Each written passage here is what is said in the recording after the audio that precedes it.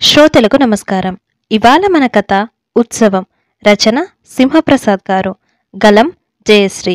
ఇది 3వ భాగమండి. ఇక కథలోకి వెళితే, ఇంట్లోకి వస్తున్న చిన్న కొడుకు, కోడలు, మనవరాలు, మనవడిని చూసి ఆ దృశ్యం కల్లో నిజమో తేల్చుకోలేకపోయారు దశరథ రామయ్య దంపతులు. వాళ్ళు ఇలా కుటుంబ సమేతంగా వచ్చి ఎన్ని రోజులు కాదు ఎన్ని నెలలైందో వారికే తెలీదు. రారా చిన్నోడా, రా రా సుజాత, ఒకడుగు ముందుకేసి ఆహ్వానించింది సత్యవతి. కూర్చోరా అన్నారు దశరథ రామయ్య. కూర్చుంటూ అన్నాడు లక్ష్మణరావు. ఇంకా జనం వస్తూనే ఉన్నారు నానా, నాకేం తోచడం లేదు. మీ సలహా తీసుకుందామని వచ్చాను. మిగతా పొలంలో మొండిగా చెరువు తవ్వితే దేవుడికి కోపం రావచ్చని, ఊర్లో లోకువైపోతామని భావించి సందిగ్ధంలో ఊగుతూ వచ్చారు. ఆ తండ్రి మనసు సంబరంతో పిల్లి మొగ్గలేసింది. మీకన్నీ తెలుసు మామయ్య గారు, ముందు చూపుతో మంచి మాట చెబుతారని మీ అబ్బాయికి నేనే చెప్పి తీసుకొచ్చాను అంది సుజాత. సంతోషమమ్మా, ఆ దేవుడు మీ మనస్సులో మంచి బీజం నాటాడు. ఇంక మనం ఆలోచించాల్సిందేం లేదురా అబ్బాయి. అక్కడ గుడి కడదాం, దానికోసం అరెకరం వదిలేసాయి.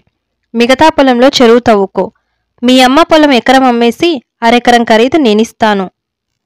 అది బాగానే ఉంది, కాని రాములవారి గుడి ముందు రొయ్యల చెరువంటే అక్కడంతా నీచువాసనుంటుంది. అందుకని చెరువు తవ్వకం ఆపేస్తే బావుంటుందనుకుంటున్నాం. అంతా మన మంచి కోసమే ఇలా జరిగిందని అనుకుందామంటోంది మీ కోడలు. చక్కని మాటన్నావురా చిన్నోడా, మీకెందుకో మంచి బుద్ధి పుట్టింది. సంతోషం. మీకే అలా అనిపించినప్పుడు ఇంక ముందుకెళ్ళొద్దులేరా. నీ ఆదాయం పెరగడానికి ఇంకేదైనా మార్గం ఉందేమో చూద్దాంలే, తొందరపడకు. సుజాత చేయి పట్టుకొని తీసుకొస్తూ అంది సత్యవతి. సందకాడొచ్చారు, చేయి కడుక్కోకుండా ఎలా వెళ్తారంటున్నాను? వినడం లేదు, మీరైనా చెప్పండి. అమ్మాయి సుజాత, భోంచేసి వెళ్దురుగాని. నువ్వో చేయి వేస్తే మీ అత్తగారు గంటలో వంట చేసేస్తుంది. మేం భోంచేసి రచ్చబండ దగ్గరికెళ్తాం. దశరథ రామయ్య గారు అన్నారో లేదో బయట చాటింపు వినిపిస్తుంది. మన దశరథ రామయ్య గారి పొలంలో రాములవారి, సీతమ్మవారి బొమ్మలు దొరికాయి. దాని గురించి మాట్లాడుకోవడానికి రాత్రి 7 గంటలకు అంతా రచ్చబండ దగ్గరికి రావాలహో డప్పు వాయించుకుంటూ వెళ్ళిపోయాడు. అది విని అన్నారు, 7ంటికేనంట మీటింగ్, వంట త్వరగా చేసేయండి. మా పని గురించి మీరేం బెంగ పెట్టుకోకండి. మీరు కాళ్ళు కడుకొచ్చేసరికి మేం వడ్డించేస్తాం గాని ఈలోగా పెద్దోడికి ఫోన్ చేసి శుభవార్త చెప్పండి, సంతోషిస్తాడు. గడియారం వంక చూసి, ఈ పాటికి లేచుంటార్లే అంటూ ల్యాండ్లైన్ నుండి అమెరికాలోని పెద్ద కొడుక్కి ఫోన్ చేశారు. ఎవరూ ఫోనెత్తలేదు. శనివారం కదా, ఎక్కడికైనా వెళ్లారేమో, ఫోనెత్తడం లేదు. సెల్ ఫోన్ కొనండి నానా, ఇవాళ రేపు అందరి చేతుల్లోనూ అదే. ఆ ఫోన్ ఉంటే ఎక్కడన్నా మాట్లాడతారు లక్ష్మణరావు అన్నాడు. ఇక్కడ కొనుక్కోవడం ఎందుకులేరా, అమెరికాలో చౌకగా ఉంటాయి. అన్నయ్య వచ్చినప్పుడు మనిద్దరికీ తెమ్మంటాను. విజయకి లేకపోతే ఊరంతా గోలగోల చేసేస్తుంది. చెల్లెల్ని తలుచుకుంటూ నవ్వాడు. అలాంటిదేలే, శృతి కలుపుతూ అన్నారు. ఊరంతా రచ్చబండ దగ్గర సమావేశమైంది. దశరథ రామయ్య, గ్రామ పెద్దలు, సర్పంచ్, ఆచార్యుల గారు, వెంకటేశ్వర స్వామి ఆలయ పూజారి మాధవాచారి రచ్చబండ మీద కూర్చున్నారు. జనమంతా ఎంతో ఉత్సాహంగా ఉన్నారు. ఏదో గొప్ప శుభం జరగబోతుందని నమ్మకంగా ఉన్నారు. ప్రతివారు ఏదో తెలియని నవజీవం వచ్చి తమలో చేరినట్టుగా అనుభూతిస్తున్నారు. ఏం చెబుతారోనని ఉత్సుకతతో చూస్తున్నారంతా. రచ్చబండకి ఇంతమంది రావడం నేనెప్పుడూ చూడలేదు.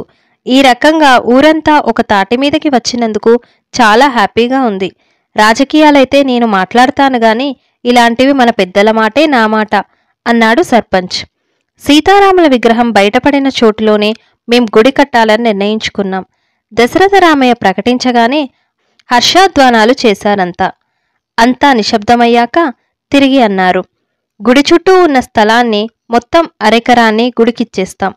అది మా చిన్నోడి వాటాలోది గనుక దానికి ముదరా ఇస్తాను. మా శక్తి మేర డబ్బు సమకూర్చుకొని గుడి నిర్మిస్తాం. సంతోషం దశరథ రామయ్య గారు, గుడి నిర్మాణంలో ఊరంతా పాలు పంచుకుంటే మంచిదని నా అభిప్రాయం అన్నారు సుబ్బారాయుడు. బేషైన మాట. ఇది రామకార్యం, అందరిది అవుతుంది. ప్రతి ఒక్కరూ తమకు తోచిన రీతిలో సాయపడాలి. కనీసం ఉడత సాయమైనా చేయాలి. ఎందుకంటే రాముడు అందరివాడు. అసలు సీతారాములకి మన దేశానికి విడదీయలేని సంబంధం ఉంది.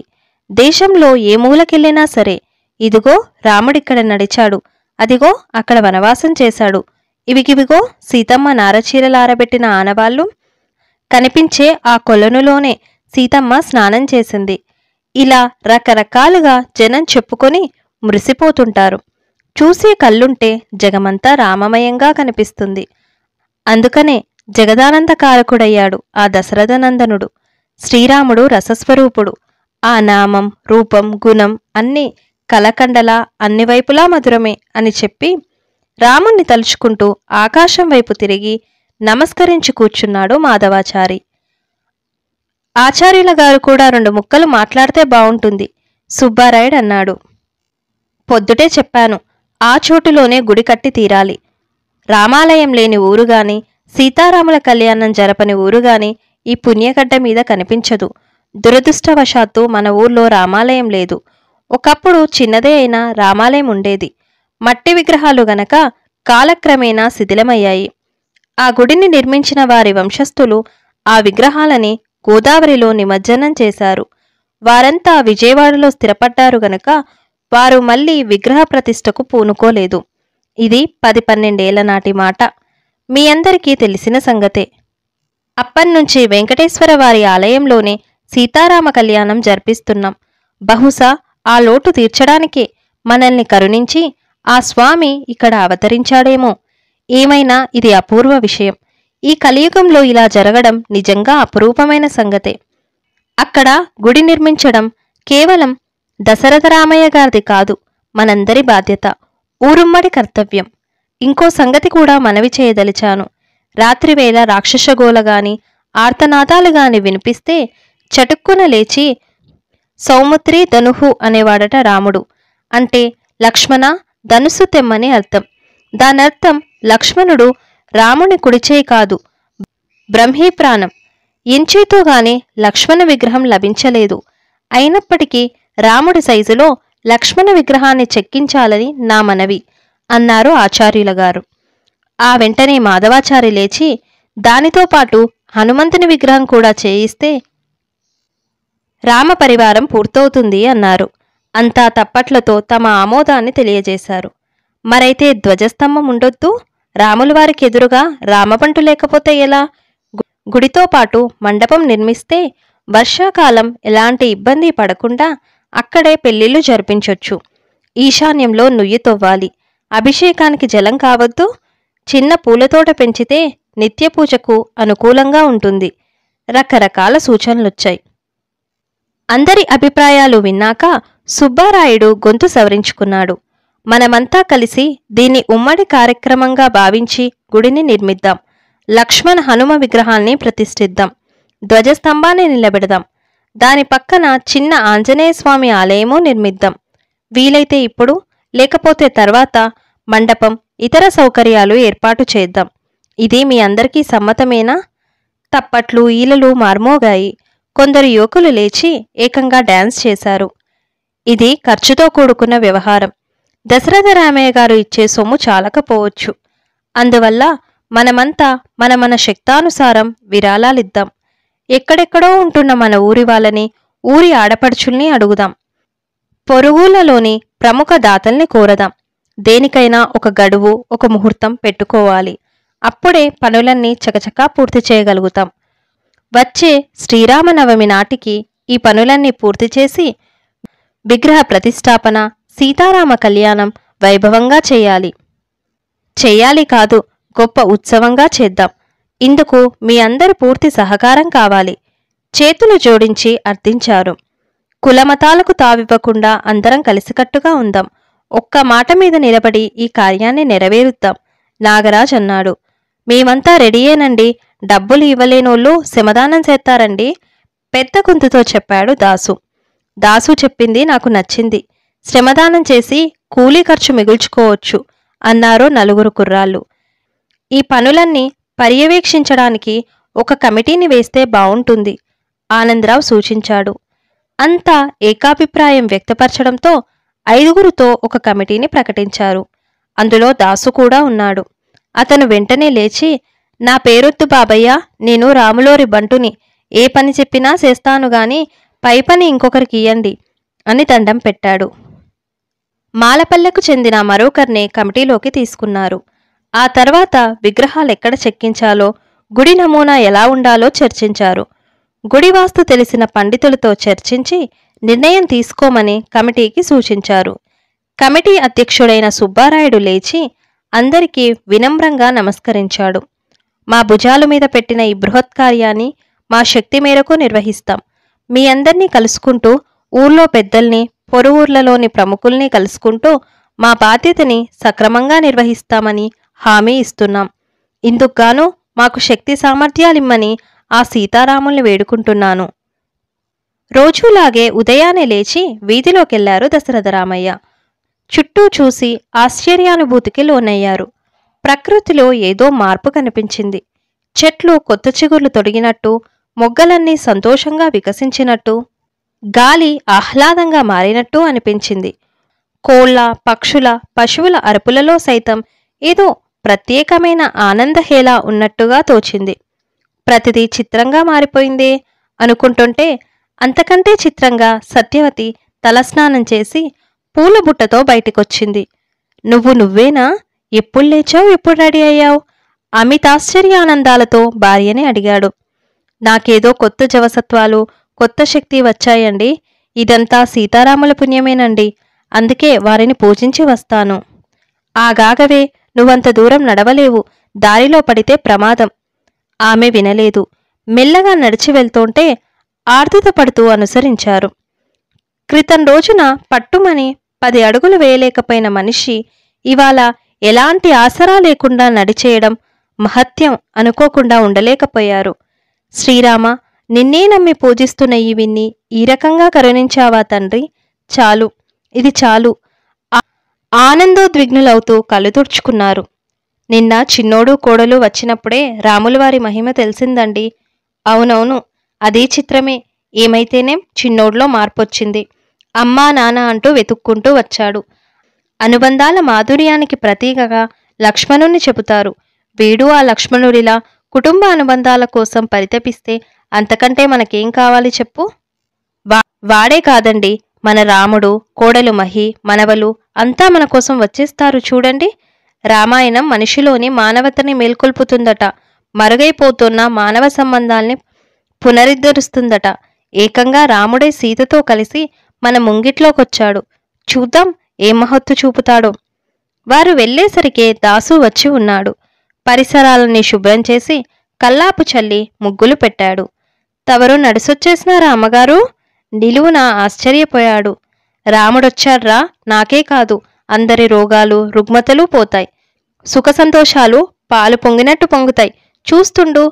సత్యవతి పూజ చేసి పరిచిన ఎండుగడ్డి మీద చతికిలపడింది. మధ్యాహ్నానికి తాటాకు సాపలేసేస్తానండి అన్నాడు దాసు. భార్య కోసం నిరీక్షిస్తోన్న దశరథరామయ్య ఇక తెములు మరి వెళ్దాం అన్నారు. రాముడు మొహం చూడండి, ఎంత దివ్యంగా ఆకర్షణీయంగా ఉందో. ఆ కళ్ళల్లో ఎంత కరుణ నిండి ఉందో చూడండి. దివ్యాకర్షణ అంటే ఇదేనండి. ఎంతసేపు చూసినా తనివి తీరడం లేదు. ఆయన్నే చూస్తూ ఇక్కడే ఉండిపోవాలనిపిస్తోంది.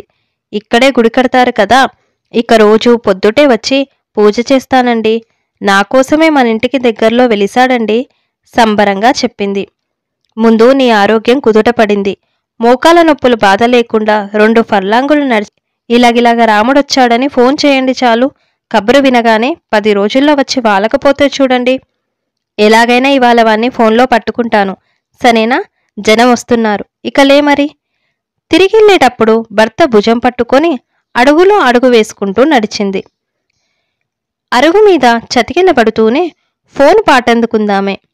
ఇప్పుడు వాళ్లకు రాత్రి 10 గంటలవుతే పడుకొని ఉంటారు. ఏం పడుకోరుగాని మీరు చెయ్యండి. నా పొలం అమ్ముదామనుకుంటున్న సంగతి కూడా వాడి చెవిన వేయండి. బయట వాళ్ళకు అమ్మనీకుండా వాడే కొనుక్కుంటే మరీ మంచిది. మా అమ్మ పొలం, అమ్మ మనవడికి వెళ్తుంది. ఆమె తత్వం తెలుసు గనక హాల్లోకెళ్ళి ఫోన్ చేశారు. కాసేపటికి కోడలు మహి ఎత్తింది. అమ్మాయి మహి, మీరు పిల్లలు అంతా బావున్నారా తల్లి? బాగానే ఉన్నాం. అబ్బాయి ఉంటే పిలుస్తావా? పిలిచినా పలికేలా లేరు. అదేంటమ్మా? తర్వాత మీరే మీ అబ్బాయిని అడగండి. టక్కున ఫోన్ పెట్టేసింది. దశరథ రామయ్య మొహంలోని రక్తమంతా అమాంతం ఇంకిపోయింది. సంభాషణ విన్న సత్యవతి కళ్ళల్లో కన్నీటి పొర సన్నగా కదిలింది. ఇదివరకు కోడలు ఎంతో ఆప్యాయంగా మాట్లాడేది. వారం వారం తనే ఫోన్ చేసేది. పిల్లల చేత మాట్లాడించేది. ఈ మధ్య మనం ఫోన్ చేసినా ముక్తసరిగా మాట్లాడుతుంది. ఎందుకంటారు? పని ఒత్తిడేమో. చాలెద్దురు, తనేం ఉద్యోగం వెలగబడుతోందనా? వాళ్ళ అమ్మా నాన్న అమెరికా వెళ్ళి రెండో పురుడు పోసొచ్చారు చూడండి, అదిగో అప్పనుంచి కోడలు మారిపోయింది. వాళ్ళేదో బాగా నూరిపోసుంటారు. మన మాట మన పొడ గిట్టడం లేదు నిష్ఠూరంగా అంది. మొన్నటిసారి బిడ్డ కడుపులోనే పోయిందని మానసికంగా దెబ్బ తగిలిందంటావా? మీదంతా చోద్యంగాని అదేం లేదు. బిడ్డ పోయిన దుఃఖమే లేదు. మన వాడిని వదిలేసి మహిని ఆడిపోసుకుంటావెందుకు? మన బంగారం మంచిదైతే వాడే ఫోన్ చేసేవాడు. మనమున్నామో లేదో కనుక్కునేవాడు. కన్న కొడుక్కే మనమంటే ప్రేమాభిమానాలు కరువయ్యాయి. ఇక కోడళ్ళని లాభమేంటి చెప్పు? మనవలు పుట్టి 7 ఏళ్లు దాటింది. ఇంతవరకు వాళ్ళ మొహాలు మన మొహాలు వాళ్ళు చూడలేదు. అదే అంటున్నా, వాళ్ళని మనకి చూపి మన ఆశీస్సులు ఇప్పించాలన్న ఇంకిత జ్ఞానం వాడికి లేకపోయింది. కడుపు చించుకుంటే కాళ్ళ మీద పడుతుందని ఎన్ననుకొని ఏం లాభంలే నిరాసక్తంగా అన్నారు. ఊరికే వాడిని ఆడిపోసుకోకండి. వాడికెన్ని పనులు, ఎన్ని బాధ్యతలు. కోడలు కలిసొస్తే బాగుండేది కానీ ఆవిడకి వాళ్ళమ్మతో కబుర్లు చెప్పడానికే సరిపోతుంది రోజంతా. మళ్ళీ సాయంత్రం ప్రయత్నిద్దాం. తప్పకుండా పెద్దోడు దొరుకుతాడు. ఈ కోదండరాముడు నా రాముడు మనస్సు మార్చి మన దగ్గరికి తీసుకొస్తాడు చూడండి. ఆశను ప్రోధి చేసుకుంటూ అంది సత్యవతి. ఆమె గంపడాశ మీద చిటికెడు నీళ్లు చిలకరించలేక నిర్వికారంగా చూస్తూ ఉండిపోయారాయన. మరోపక్క ఊరివాళ్లే కాదు, పొరుగుల వాళ్ళు కూడా తండోపతండాలుగా సీతారామ దర్శనానికి రాసాగారు. జనం కోసం షామియానాలు వేశారు. చాపలు కుర్చీలు వేశారు. పూలు కొబ్బరికాయలు అమ్మే దుకాణాలు వెలిశాయి. చూస్తుండగానే ఆ ఊరు పుణ్య పవిత్ర క్షేత్రంగా మారిపోయింది. ఇంతటితో ఈ భాగం సమాప్తం. ఈ వీడియో మీకు నచ్చినట్లయితే లైక్ చేయండి, షేర్ చేయండి, కమెంట్ చేయండి. ఛానల్ని సబ్స్క్రైబ్ చేసి నన్ను ఎంకరేజ్ చేయండి. Thank you.